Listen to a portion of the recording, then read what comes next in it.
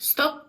Da, ti, baš ti koji gledaš ovaj video, ne idi nigdje, imaš valjda par sekundica da ti kažem nekoliko riječi. Ako želiš ovako savršeno jelo sam da napraviš ili da napraviš nešto slično ovome ili čak i bolje, obavezno odi na kanal Elvina kuhinja, to jest YouTube kanal Elvina kuhinja, na kojem ćeš pronaći brdo recepata kao što je ovaj. Molim te, zaprati me, baci like i baci neki komentarčić, podijeli ovo sa svojim najmilijima, vjeruj mi, nećeš požaliti ni ti ni oni. Ljubim te i volim, baš tebe koji gledaš, ja sam Elma, a ti gledaš Elvinu kuhinju.